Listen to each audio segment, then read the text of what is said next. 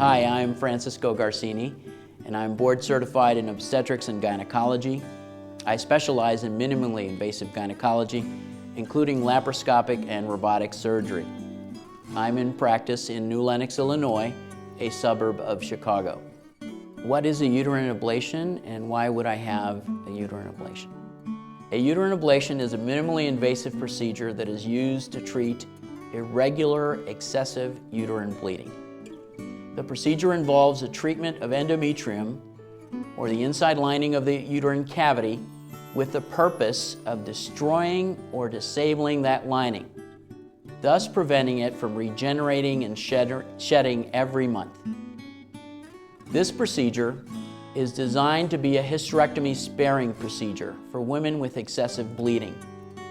There are multiple techniques to destroy the endometrium, and each individual physician may have a preference as to what technique to use.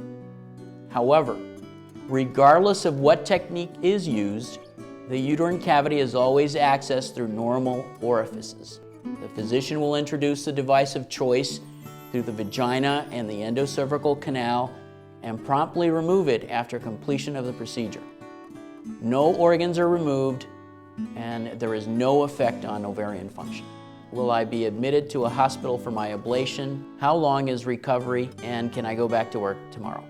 A uterine ablation is generally performed in the physician's office or as an outpatient procedure in the hospital. The procedure is quick. It usually requires only minimal sedation and/or pain medication, and no incisions are required. The recovery process is quick with minimal post-procedure pain, and most women are back to their normal activities the following day. How do I know whether to have an ablation or some other treatment for heavy bleeding? An ablation addresses excessive or irregular uterine bleeding. Therefore, it is ideal for women who have irregular or heavy uterine bleeding. In some cases, it may relieve pain that is associated with the heavy bleeding. However, ablations generally are not effective if the cause of abnormal bleeding is due to fibroids or adenomyosis. It is important to note that uterine ablations should never be performed without appropriate evaluation of the uterine lining. This evaluation usually includes a biopsy of the uterine lining and sometimes a visual inspection of the uterine cavity to rule out the possibility of a uterine malignancy. I would still like to have children. Is ablation a good choice for me for my heavy periods? Ablations are not suitable for women who desire future fertility.